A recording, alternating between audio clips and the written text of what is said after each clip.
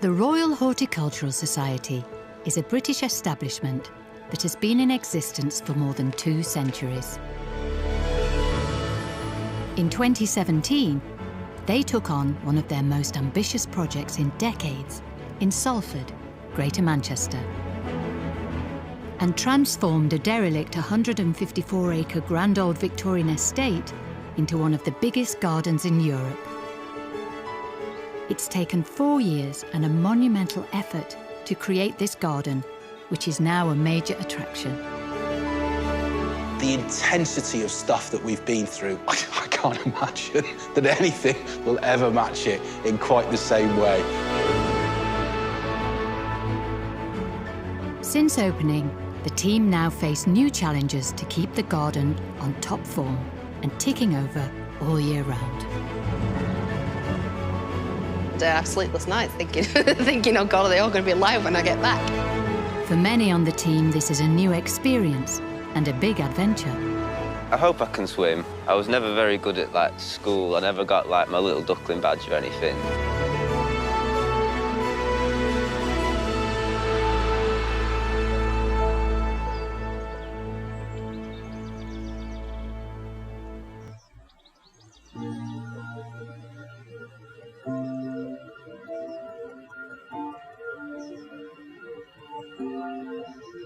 Curator Marcus Chilton-Jones has seen the development of the garden from the beginning.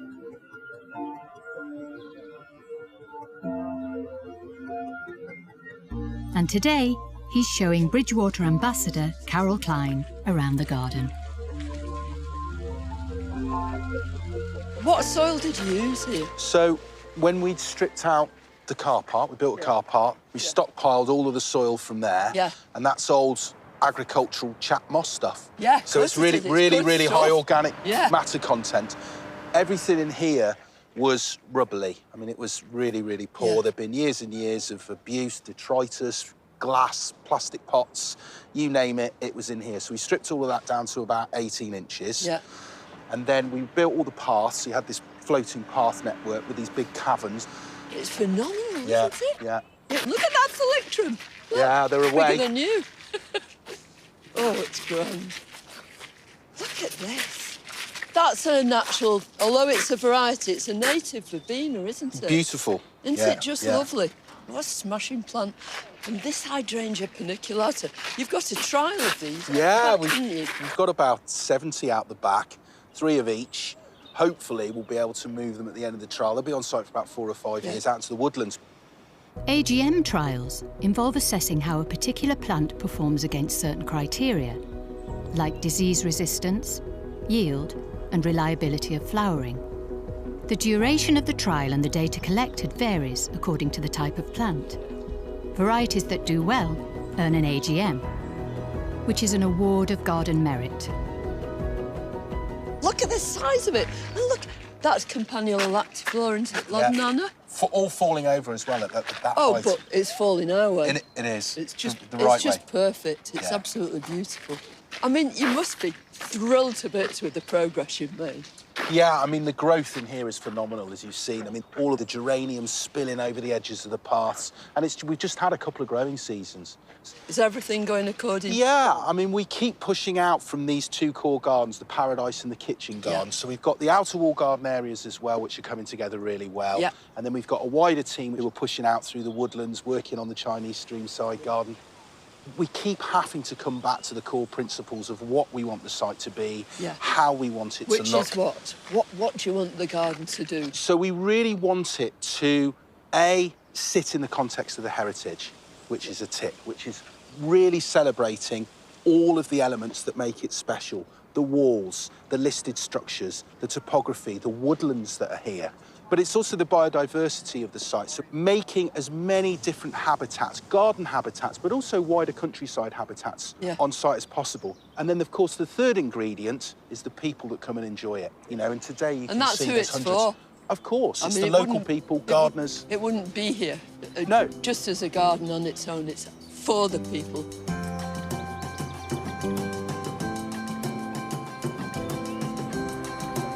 At every level, we knew that it was going to be something pretty awesome when we opened, and we haven't been disappointed. The public reaction has been overwhelmingly positive. It's really nice, yeah, living in the centre of Manchester, you don't get anything like this, so it's lovely to come out and enjoy the peace and quiet. Getting inspiration. We are for the getting garden. inspiration, yeah. So we'll get the ideas, and then we'll get Dad to sort it out. That's the plan. Well, we were just saying the amount of employment opportunities it must have created for the local area. And I love the fact that Salford residents can come here for free. I know absolutely nothing about plants at all. It's been a major education, if you like. It's been brilliant. Salford itself, you know, it's got its rich bits, it's got its poor bits, but I think this has become a major tourist attraction. It's therefore bringing money into the area, and I think it's put this part of Greater Manchester on the map, which I think is greatly deserved.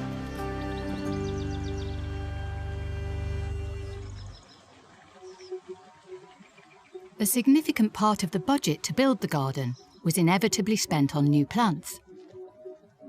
But now that the garden is up and running, they can grow their own. Lisa Hudson is in charge of this mammoth task and raises around 20,000 plants each year.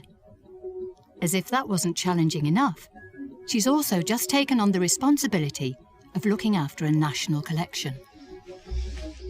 So we've been deadheading Pelargoniums last week, actually. My volunteer kindly did it for me because it was a heck of a job, bless him. And we're just trying to get them to put roots on instead of flowering, which they're not meant to be doing.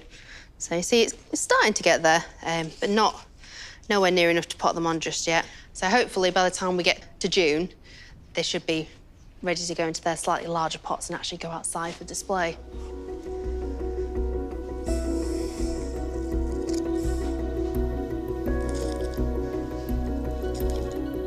So we have 300 different Pelargoniums here, a wide range of certain types of Pelargonium.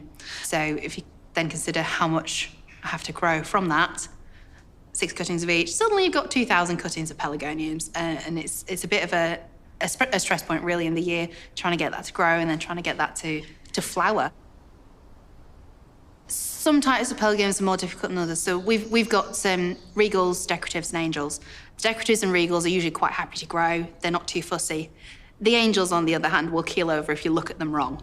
So those ones have definitely been more challenging.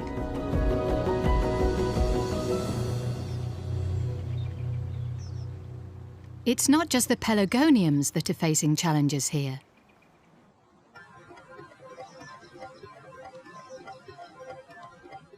During the colossal construction phase, the local wildlife virtually disappeared. Now most of the building work is finished, and the garden has settled into a daily rhythm. Wildlife is returning. Barn owls have been spotted on the site, flying in and out of the newly built horticultural service yard.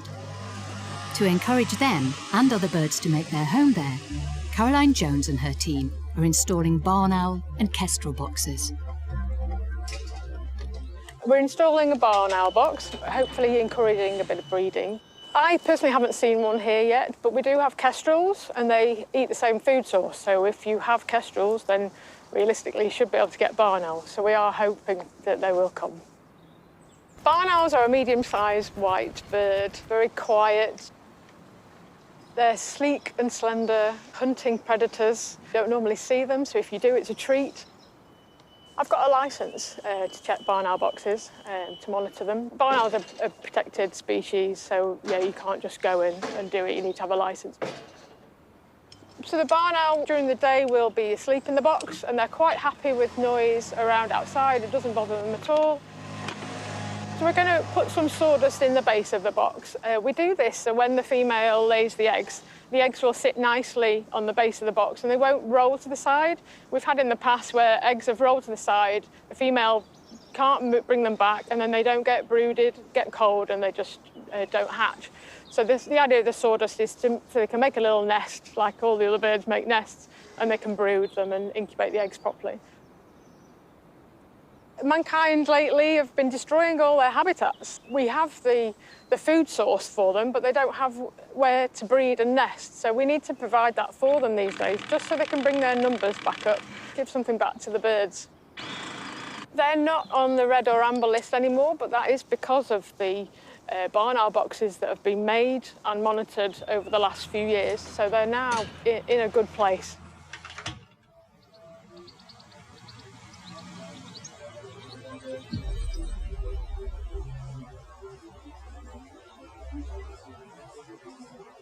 Probably the most recognisable building at the garden is the bothy, or specifically its chimney. It's been redundant for a long time and has suffered some wear and tear over the years. Projects manager John Pye and his team are doing some much-needed renovation works. So we are 50 foot above the walled garden on the bothy chimney. We're needing to do some essential conservation repairs to the top of the chimney. So the top metre and a half, we could see from the drone footage that we got that it was actually starting to crack and deteriorate. So the risk is that you get loose stones that potentially could fall on visitors or staff. So a very much needed project to firstly deal with the health and safety issues, but more importantly, consolidate what is a listed structure for the next 100, 150 years. So the chimney was built in the 1870s. It's 30 years after the walled garden was actually built. The chimney is basically a big flue, so we had a coal-fired boiler in some subterranean basements, and that sent heat out into the glass houses that grew the year-round crops for the lord of the manor on his table. So it's a great bit of history. We thought we were the first people back up here in probably 150 years. But as the guys started to take the stonework down, we actually found a stone dated 1905. We suggest that there's been some remedial works in that 150-year period. This will be probably another month to 6 weeks before we finish, but we're on target, which is great news.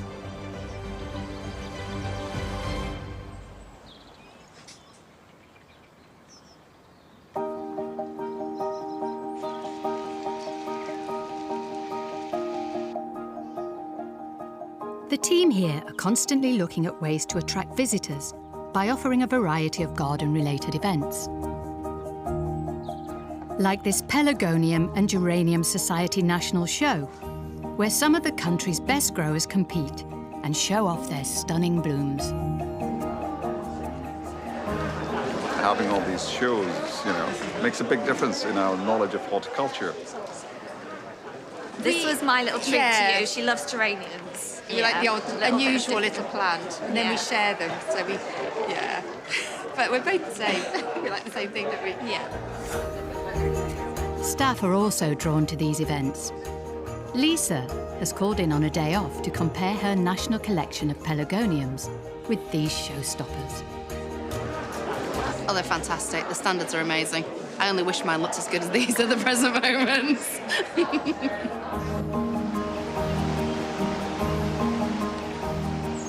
Events are held throughout the year, but the biggest by far is Glow, a spectacular light show installation that will mark the first Christmas since the garden opened. What we're really hoping is it's going to bring in lots of people who've not yet had the opportunity to come and visit. Perhaps people who don't think the garden's a place for them, or they're less interested in gardening, and we want them to be able to come and see what we're all about, and Glow's a really great way of getting them in for the first time. The installation is about 700 to 800 light fittings, 10 to 12 kilometres of cable. It normally takes about a week to 10 days with a team of about 6 to 8 of us. It's obviously such a huge site, so we wanted to design a route with the events team to sort of cherry pick some key elements, so the walled garden, through the woodland and then up to the lake. We work quite closely with the RHS's wildlife experts to make sure that we minimise any impact to wildlife that live in the garden. That's a combination of designing the route to minimise the impact, but also to make sure that all the lights are connected to switches or time clocks to ensure that they all switch off after the event. Once all the cables and lights are installed and tested, all that's left is to wait for the sun to set and for the show to begin.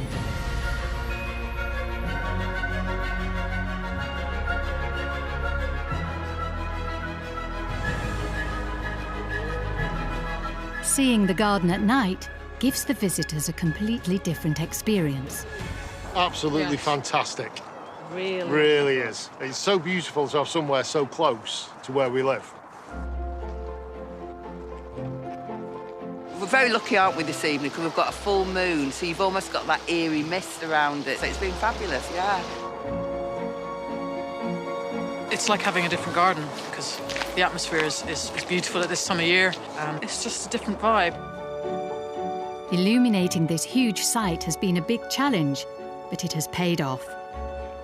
The showpiece is the lake where the magnificent trees on its banks are lit and reflected on the water. I really like seeing the lights reflecting in the river. It's just really beautiful.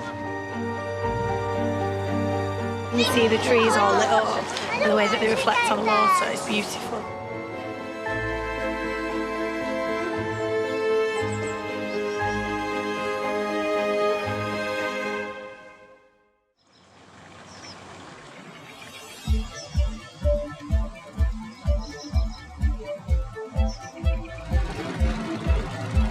After the wonder of flow, the garden settles back to its daily routine.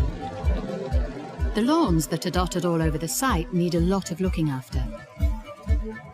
Steve Alterham is the man responsible for all things grass here, and his enthusiasm for lawns is only surpassed by his pursuit for perfection. Nearly 2 years ago, we were still a building site. There was no grass. So we've come a long, long way in 2 years, and it's just amazing to see the end result. I'm a bit of a perfectionist. I'm my worst critique. So I look at my grass and people say, oh, your lawns are beautiful. But I think, well, actually, they're not quite where I'd want them. But I guess overall, I'm reasonably satisfied.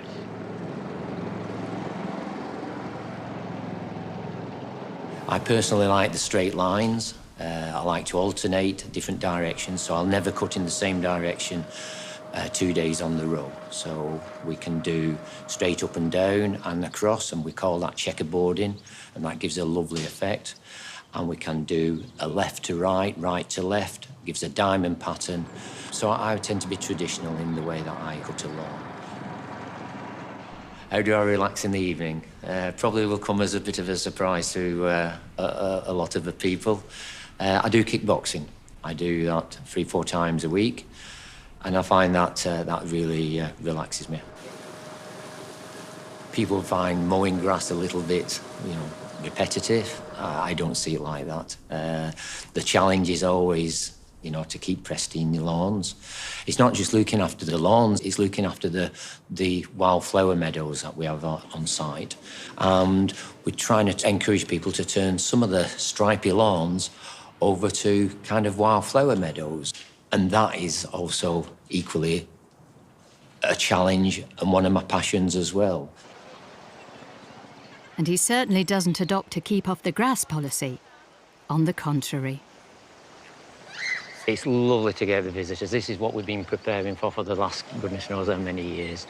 And you know what? I'm more than happy to see people running and over the lawns. That's what it's there for. It's for the public to not only look at, but to walk on, feel it, play on it, and it's there for their enjoyment. I absolutely love my job. I do. Yeah, there's not a day goes by where I still have to pinch myself. See my days out here if I can.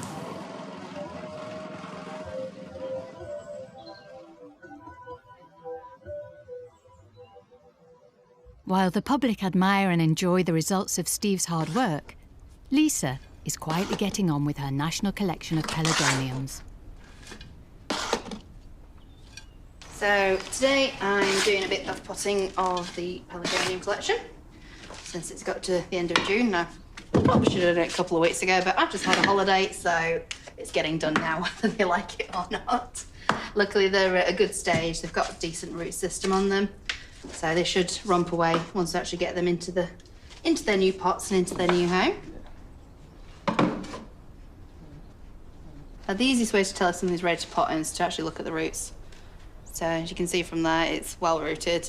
They're quite forgiving in terms of, put them into a bigger pot. they'll quite happily put their roots down and carry on.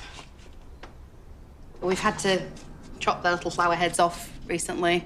So they had a thorough deadheading to try and encourage them to actually grow greenery rather than colourful.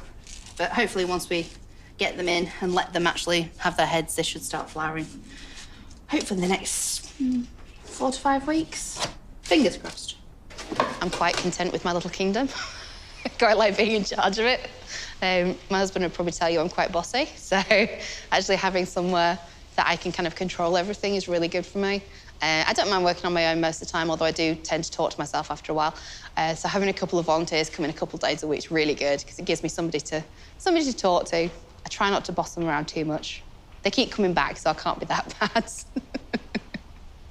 But the collection as a whole is doing fairly well. I'm having to get replacements for a few things that did not come through the winter particularly well, mainly for the angels. Most of the regals, which is what I'm doing now, is the regals. They've come through it fairly well because they're a little bit tougher. They don't mind a little bit of rough treatment or a little bit of cold. The angels, on the other hand, are delicate little creatures that do not like to survive. It is a bit of responsibility looking after these. Oh, generally just not trying to kill them. But is it any more responsibility than providing 20,000 plants for the garden? Not really. Do I like them? A little bit dependent on time of year, to be quite honest. When they're in full flower and they're outside and they're looking beautiful, then I think they're lovely plants. But yeah, when it comes to time when I'm taking cuttings and I've done, 1,600 and still going, no, I don't like them at all. Lisa has been in the business of looking after plants for more than 14 years. The RHS run apprenticeships to bring on new talent. These fresh-faced newbies are arboriculture apprentice Gabriella and horticultural apprentices Tim, Max and Oshan are already showing considerable promise. So we're just planting out this sort of herbaceous border, and then this Linissa is going in as a sort of shrubby element within that, getting an understanding for placement of plants in a design and how groupings work together, potentially sort of grouping sort of 3s and 5s and spacing them in relation to the size of the plants. So it's working with the plant material, really. So I'm just deadheading my calendulas at the moment. As you can see, there's quite a few flower buds waiting to come through. So the calendulas are entirely edible, as are the nasturtium flowers. You can just pick them and put them straight into your salad and eat them. Today, we're just finishing off the deadheading of the dahlias. What you want to do is chop at the heel, because that's where the plant stores its auxins or its growth hormones. So, fingers crossed, once we've cut that back, we should get another flush of flowers. There's nothing to complain about, really. I mean, I do complain, but there is really nothing to complain about. The apprentices' practical skills are really coming along, but today they face an entirely different challenge. So the apprentices today got their first ident. So we've given them the challenge of 10 herbaceous perennials and 5 grasses that are in the gardens here. And what they'll need to go around and try and remember the way that we write plant names correctly, and they'll be asked to write down as many as they can recall. But this all contributes towards them getting their apprenticeship at the end of the 2 years. Bit nervous, but kind of done my revision, so I know about 10 out of 15 of them, I think, but might change when I actually get in there. Pretty confident, yeah. I know that they're all plants, so yeah, there we go. This will be 15 that we'll learn now, and we've got to learn 300 altogether. So, yeah, first step in a long, arduous process of learning 300 plants. Obviously, it'll help to learn them bit by bit. Yeah. As we go. Whether after 2 years I'm going to remember Hylotelephium and my Dischampsia from my Calamagrostis, I don't know, but we'll see, won't we? For me, any garden is a classroom. So for me, Bridgewater then, with its ecological diversity and its horticultural diversity, is just the most exciting classroom you can get, really. I found it really quite hard to get my head around the spelling, around the meanings. It took a lot of time to memorise what they were. And then you kind of built your confidence at being able to spot them, spell them correctly. The Latin was difficult to start with. As time progressed, I think after maybe a year, and certainly by the second year, I got a hang of it. But initially, it was quite difficult to get my head round. I think there'll be a lot of organisational challenges, and it's going to be quite intensive educationally, something that I'm not quite as used to. I think I'm going to enjoy it. That doesn't mean it's going to be easy. It's tough work, but it's ultimately some of the most satisfying work I can think to do. I'm not as smart as some of the other apprentices. I've not got a master's, but I was welcomed in anyway. Plant ideas can be quite stressful and intense. You know, there's quite a lot to learn, isn't there? So when I was doing it, we even did things like shadows, so learning the forms of trees. I don't feel sorry for the apprentices at all. No, this is all part of the learning process, isn't it? They should embrace it. After half an hour of intense concentration and head scratching, the papers are handed in and the apprentices gather for a debrief while their efforts are marked. Yeah. I mean, it's a test, isn't it? It wasn't too bad. It's just funny how your mind draws a blank and you can't remember the names of things that you've been learning the whole time. I don't think I had any trouble identifying anything, just actually remembering the name of things really more than anything, so.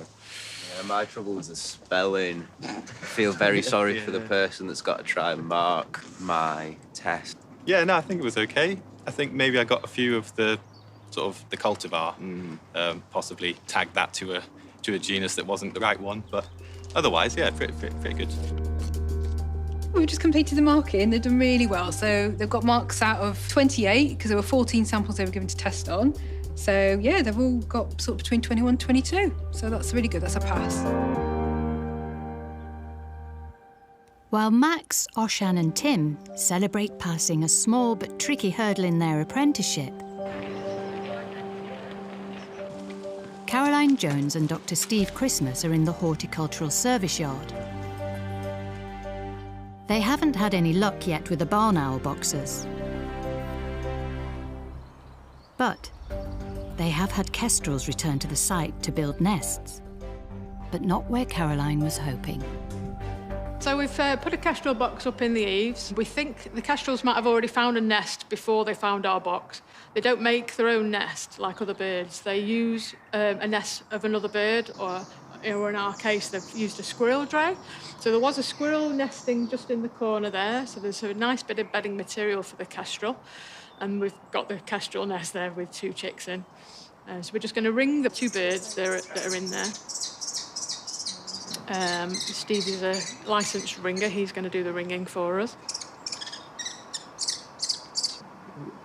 The reason we ring them is to find out where they go to and how long they live, and how far from their breeding site that they disperse. So if anyone ever finds the ring or finds the bird, they'll report it back, and the national database has the data, so the finder gets informed and so does the ringer. And then we put an individually numbered ring on each bird, together with an address and a web address, so if anybody finds it, then they can report to us where and when they've found it. And these birds are about half grown, so they can easily take a ring. They've still got the down feathers on, but the wing feathers are just coming through. So they're probably about 3 weeks old, I think. They do tend to squawk a bit, but they're not in distress at all. It's like a wristwatch, so it doesn't rub on the leg or squeeze the leg at all. The kestrel population is declining, unfortunately. It's on the amber list. That means the numbers have dropped over the last 20 years. Most birds of prey are under threat because of habitat change and climate change and decreasing food supplies. So we're just monitoring them to see how the numbers maintain, what the population levels are. This year's been a very good vole year. Voles make up about 80% of their diet. So as long as there's good vole habitat, then that will be fine. There's plenty of good habitat around here. Plenty of fields with grassy edges and tussocks that's not mown too regularly. So that's ideal habitat for the voles. We're very pleased that we just have a pair of kestrels in their own nest site. It doesn't really matter where they are, it's just nice to get some and to ring them, so then we can keep track of them in the future. It's lovely. And weren't they cute?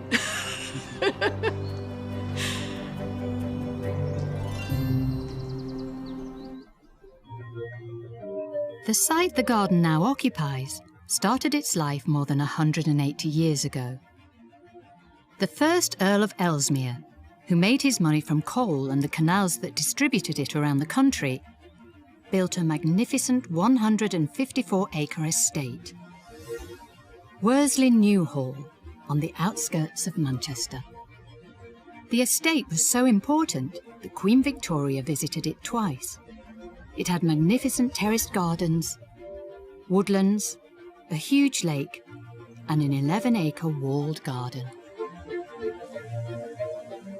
Although the grand house is long gone, there are still plenty of remnants of the old estate to remind visitors of its former glory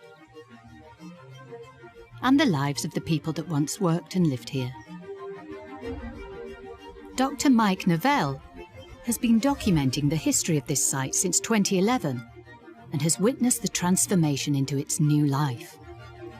The bothy behind me is built in the 1840s and 50s. It's the real heart of the kitchen garden because that's where most of the gardeners would live.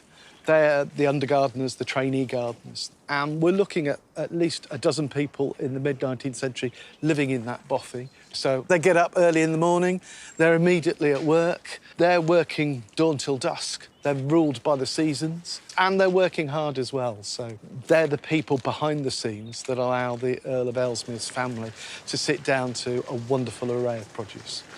What it's being used for now as a sort of base for the gardeners for the RHS, it's similar to that in the 19th century. I imagine they're not working dawn till dusk. And I don't think they're sleeping in there. But it is still the hub of the garden. And so there's a really nice continuity from my point of view as a landscape archaeologist between what went on in the 19th century and what the RHS are trying to do in the 21st century.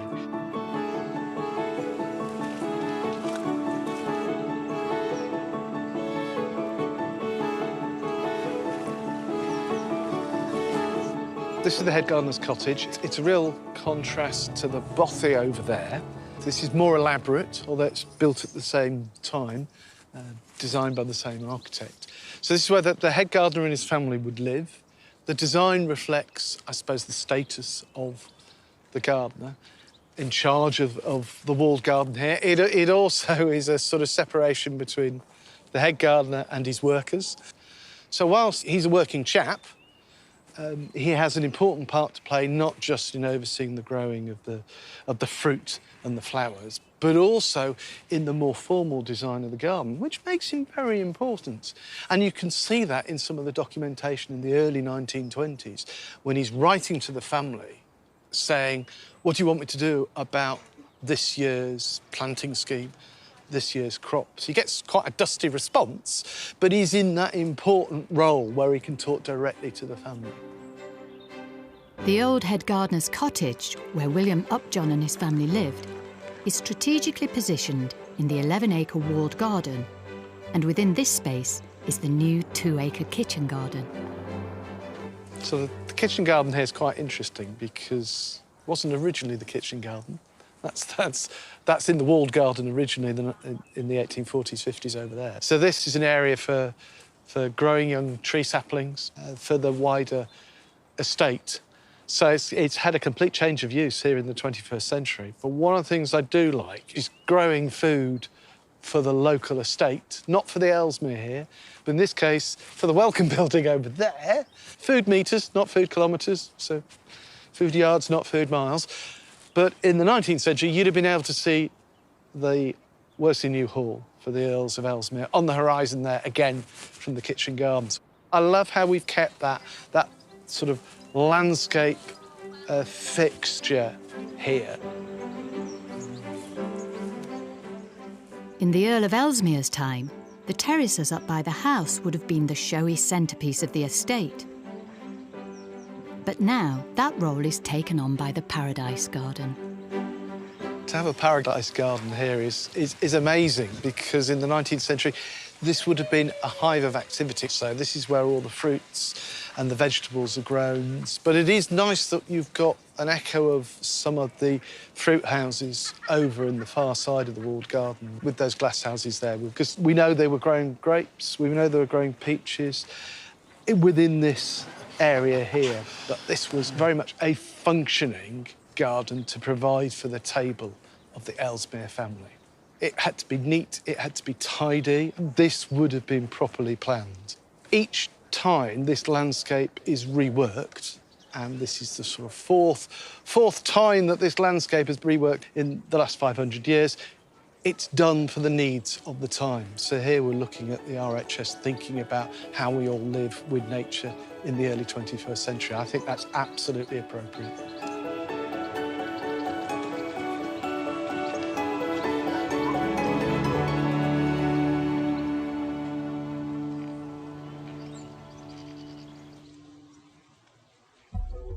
It's well known that gardening has huge benefits for physical and mental well-being.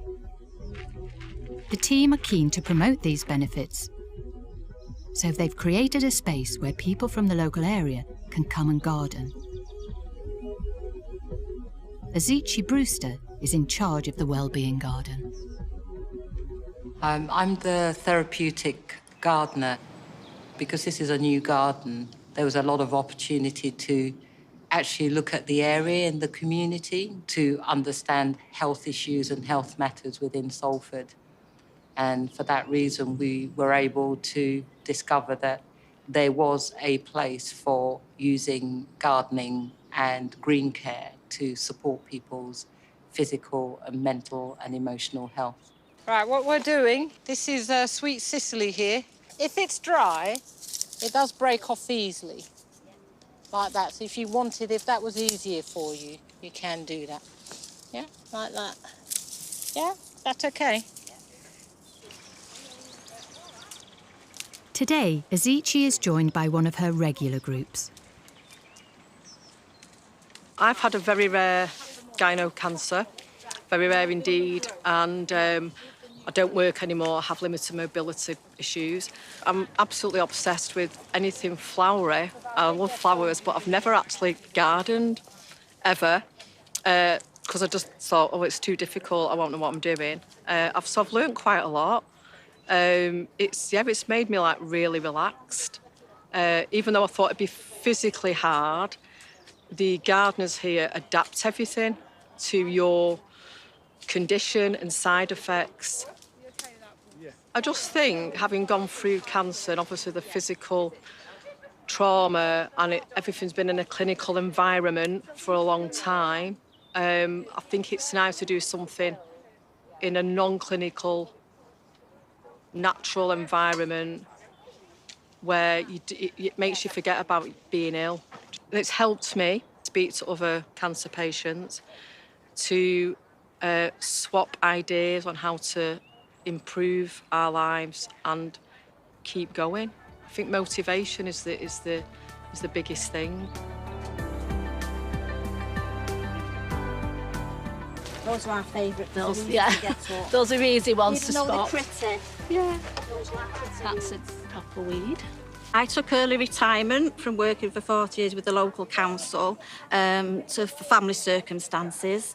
And then when that changed, I had absolutely nothing that I wanted to do or felt I could do. I lost a lot of confidence. And to build that back up again, I joined the Wellbeing Gardening. Whatever problems you've got or worries, they're left in the car park and you can just walk in and you feel like you're just walking on air. And it's a big thing when you start work and you lose your friends from there. And I just think it's helped me really a lot. So it gives us a purpose, to come every week and try and help and meet people. And then afterwards we go and have a coffee or something, have a chat, and we made a lot of friends. It's our happy space now. It is, yeah. I'm here because in 2013 I was diagnosed with breast cancer. And if you've got things on your mind, you just get lost in the garden if you want to. Or you can chat with people and lose yourself that way. Or you can just go and meditate or just think about where you are and the environment you're in. You know, it's very, to me, it's very calming. It is a way of gently assisting somebody to find themselves again or to feel better.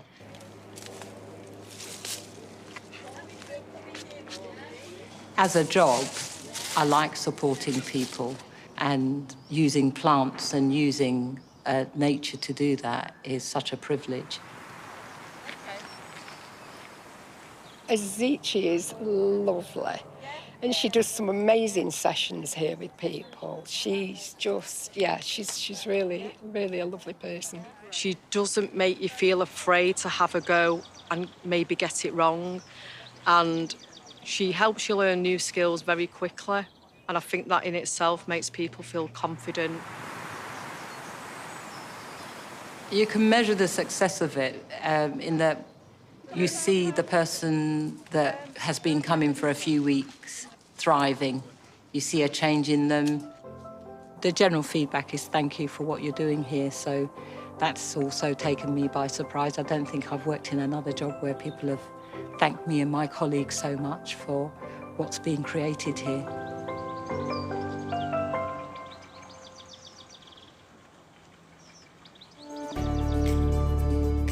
While Azichi and her group reap the benefits of gardening, Caroline has been checking the barn owl boxes and the kestrel chicks.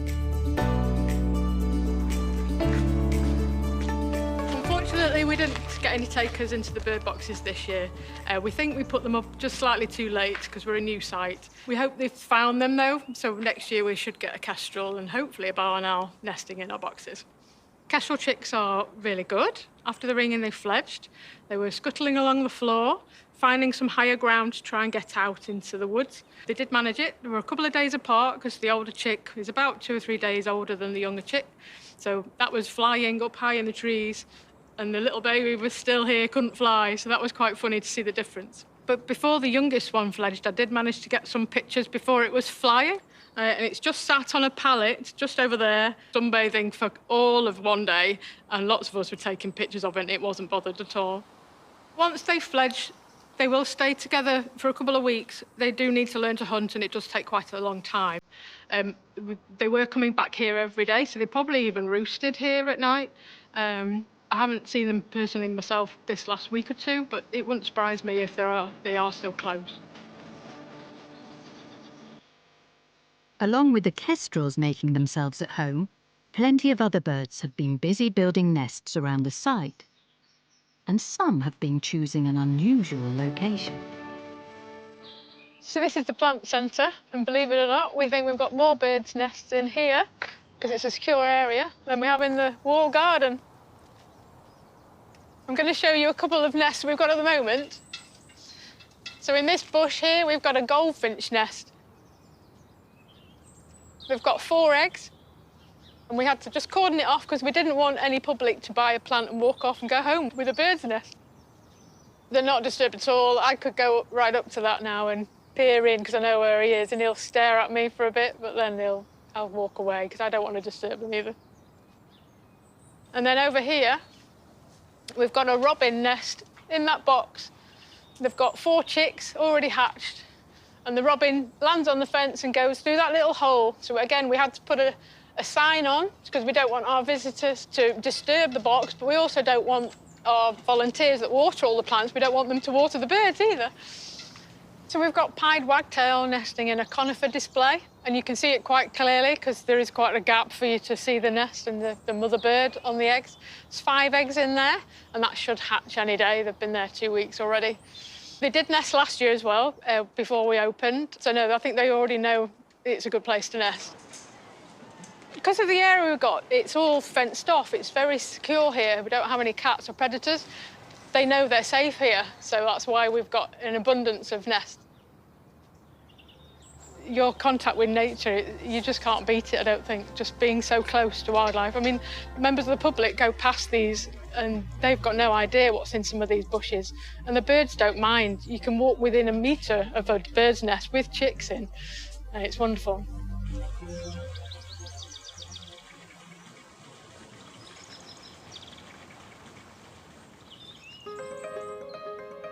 Lisa has been nurturing her national collection of pelargoniums in the greenhouse for months, waiting for the weather to warm so they can be put out on display, and today is their big day. Today we're putting out the angel-type pelargoniums. The regals and decoratives went out the other day. I kept these ones back because these are obviously taking a little bit longer to get their feet in, but they seem to have settled in quite nicely. We've given them some seaweed, so that always helps green them up. So yeah, putting them out on display, getting them out in a bit of sunshine, doing a bit of good. Right, these ones are ready to go.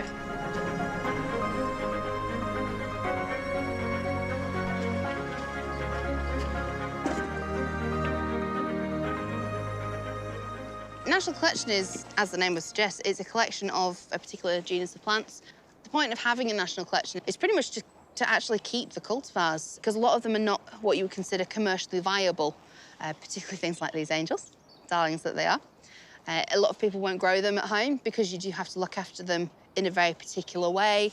They can be somewhat fussy. We don't want to lose a lot of these cultivars, some of which are very old. So rather than end up losing them, you put them into a collection, give them to a collection holder, and basically make it their responsibility instead, just to keep them all alive.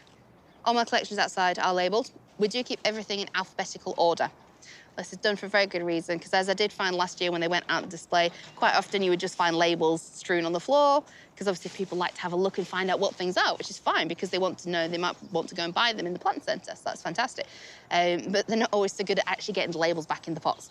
So yeah, we basically put them out according to type and then in alphabetical order. So I've got records, because the last thing we want is to actually lose track of what plants are, because it makes it a lot more difficult to take cuttings if you're not sure what you're actually taking cuttings of. So yeah, it's all out and organised. I like organised.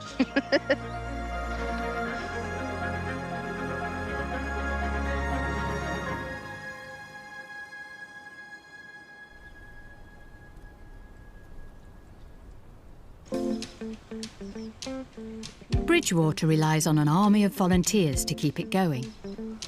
They have garden volunteers, welcome building volunteers, cafe volunteers.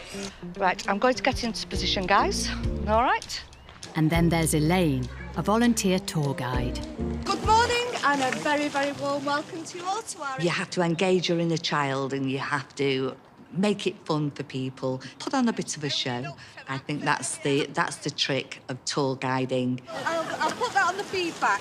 Maple car wanted by one of my guests. I know. I was really enthusiastic when I heard that the RHS were looking for volunteer tour guides. And I thought this is right down my alley because I can talk the hind legs off a donkey. I took early retirement and I was a primary school teacher. And I thought that my skill set would be perfect for engaging with our guests here in the garden. For those horticulturalists amongst you, do you know what I mean by Mechanopsis? Yes, the blue. Yes, they were here on this bank and they were so vivid. Meeting different people on a daily basis is what gets me up to come out and to put on my purple uniform and to come here. So where's the house, Elaine?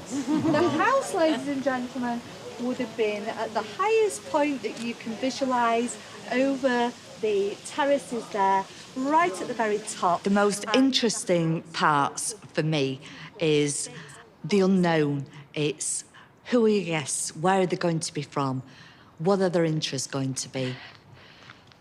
Does somebody's verbena look like this at home? No. I've got one as well. My husband thought it was a thistle and cut it down. I know. What can you do? Come on through. I think the most challenging element for me is the fact that I'm not a horticulturalist and I don't pretend to be. I learnt about this last week. It's chicory. It's chicory. I had to find out because one of my guests wanted to know what it was, and it's chicory. You can bet your bottom dollar that at some point when there's a gorgeous, I'll give you one, cosmos, comes into view, they'll say, oh, Elaine, what's this plant? I've no idea. Anybody else help me out? There's over 6 kilometres of wires that have gone back onto these walls. And these intricate shapes where the fruits are going to be trained up against the wall, just as they would have done in the Victorian heyday. And already they're taking the shape on the wires. And please notice the bow in it. English Heritage wanted us to retain this wonky-donkey nature of the wall. The piece de resistance is the Paradise Garden.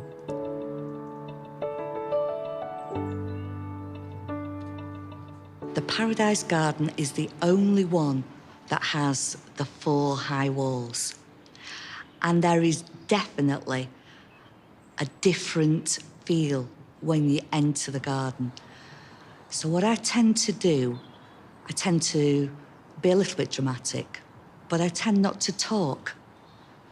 Because when you come through the centre space there, you're faced with a 70 square metre lily pool. And it gets you, it really does get you.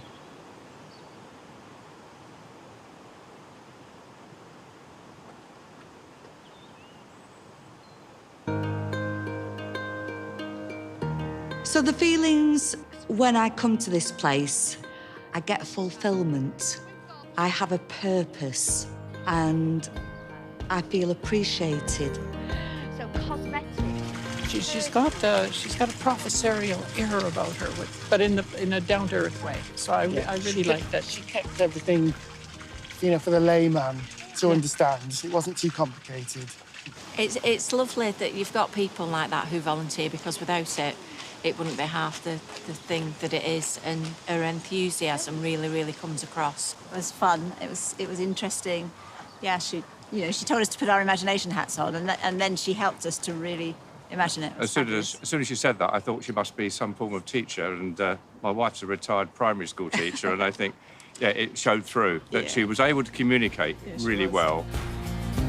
Somebody did ask me just now, did I swat up for you guys this morning? And I said, no, I'll stop myself from doing that. If I don't know what I'm talking about now, God help me. Thank you. Cut.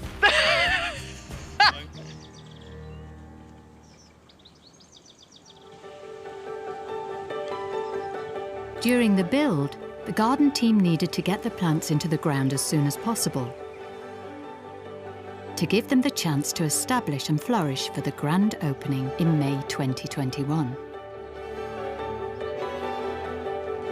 2 years on, the plants are now established enough to be used for an important environmental survey. Today, me and the rest of the team were going around all areas of the garden, and we are counting the number of flowering plants on the summer solstice. So we're looking at the genus, the species and the cultivar, and then it will be a record throughout the seasons, throughout the years, and then we can come back to it year on year and look if there's any changes. And particularly, with our changing climate, we'll be able to see if this is affecting the flowering seasons of plants as well.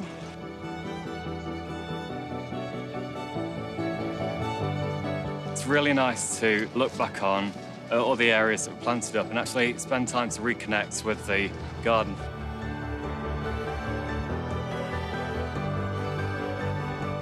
Now in this bed, I'm just noting down that we've got the salvia and we've got the vivascum flowering.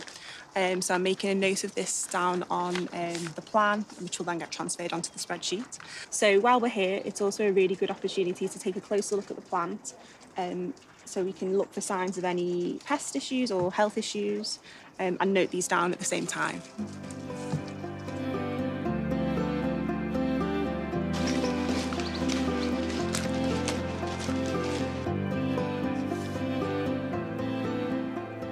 It's really important that we carry out this flowering count because we want to keep a record year on year of when a particular cultivar flowers, if there's any changes to it, because then this could change, the pollination window. It could also change when nectar is available for insects as well. We're then able to build up this really valuable bank of data. We're looking at absolutely everything, whether it be a tree, a herbaceous perennial, or a grass. It doesn't matter how big or small the flower is, it's getting counted on our database. When we're doing this count, we're not really looking at the performance of the plant. We're not looking at how many flowers, how many blooms it produces. We're more looking at just whether it is flowering at this particular day in the year. we can actually like look at trends. Is that a knock-on effect from our changing climate? Is that affecting the flowering seasons of all the different taxa, all the different plants that we have in the garden?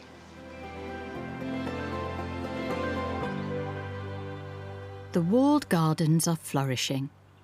But there's a huge area of the site that at the moment the public aren't able to see. So we're on the site of Worsley New Hall, which was the residence of the Earls of Ellesmere. This is the start of the garden. This is where it all began.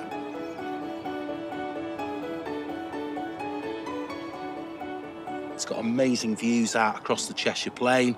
This is the epicentre of the site in many ways. But up here, there's something almost as big and complex waiting in the wings for the future for us. So eventually, this will act as a second horticultural hub for the site, so that you've got the main honey pot of the walled garden. This will become honey pot number 2. Now, quite what the ingredients, the components of this space will be, there's a lot of meetings and a lot of discussion and a lot of planning to go through. And obviously, originally, the whole site was like this. It was just potential and chat and planning and thinking about the future. The world is our oyster in a lot of ways, but it's a big old piece of land to chew off. The time scale is the really interesting point. I mean, we certainly talk about 3 and 5 and 10 years. No one ever talks much beyond that. But of course, when the Ellesmeres first developed this site, they did it over 50 or 60 years.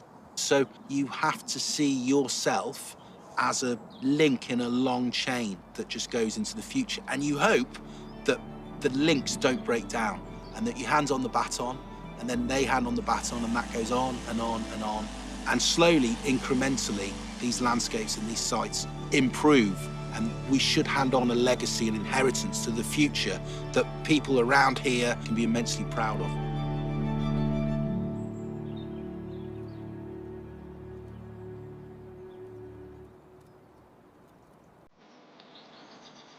As the garden moves forward, the team reflect on their time here. It's been a real journey. I don't think in my lifetime I'll never get another opportunity to work on a project like Bridgewater. It's always that last 10%. So, yeah, I'm going to create the perfect lawn here. Watch this space. I feel like I've learned a lot. I feel like I know what I'm doing. Definitely think I chose the right career. There's a lot that I don't understand about the world, but I do understand bulbs and shrubs and dirt. So I think what I've found in horticulture is a job which I can see myself doing for the rest of my life. It makes getting up at 5 in the morning a lot easier if you can come to work at a place like this.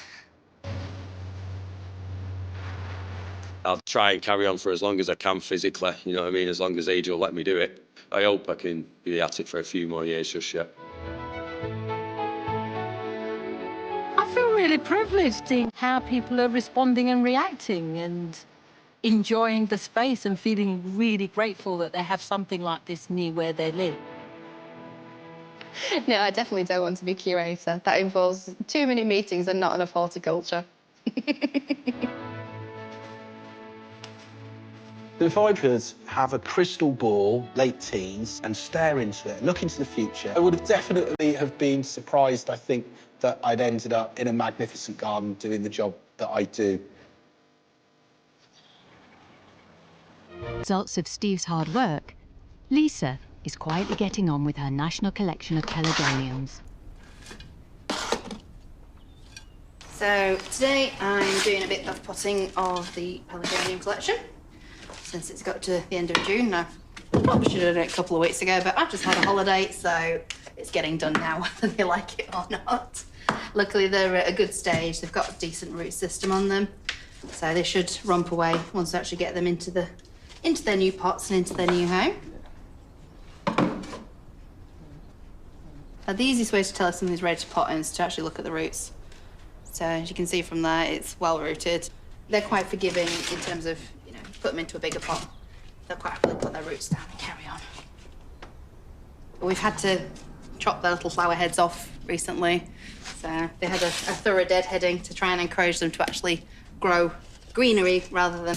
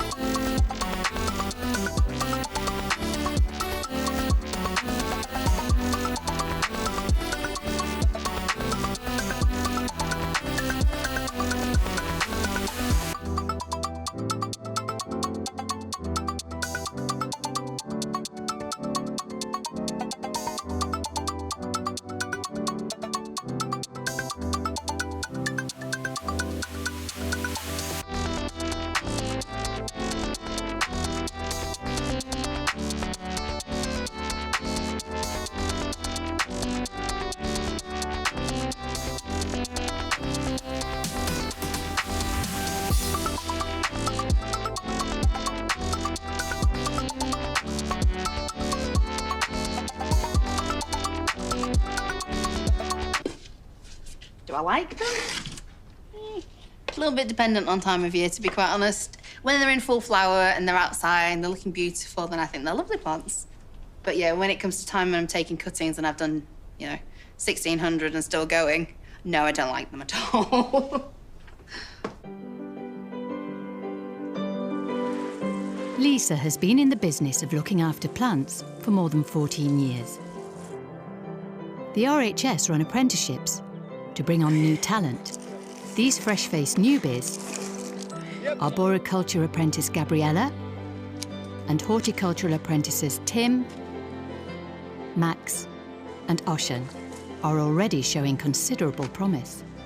So we're just planting out this sort of herbaceous border, and then this Lanista is going in as a sort of shrubby element within that, getting an understanding for placement of plants in a design, and how groupings work together, potentially sort of grouping sort of 3s and 5s and spacing them in relation to the size of the plants. So it's working with the plant material, really.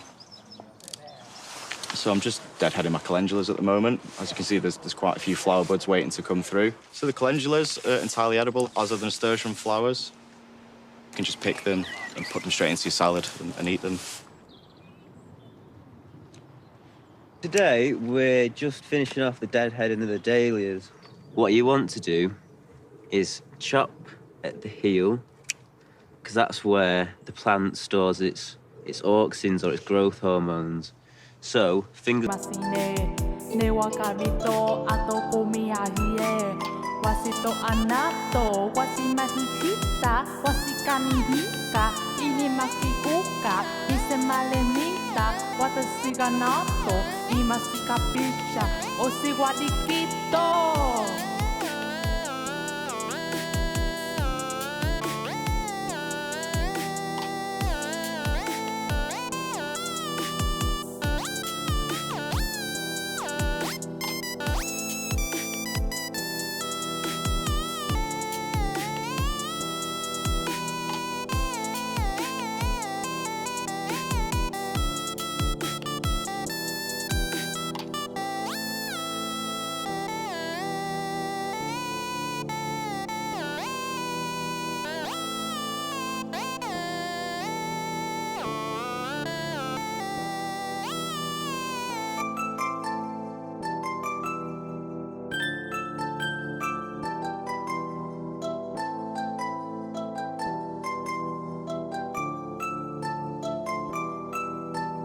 Nakura, poko paka poka, muboko, no, kami kami, watashi, tonato, mukeki, washago no, kijunamu kamagi masikada, watashi ga anato ga mokima abisi, nokima lana, niga kujo.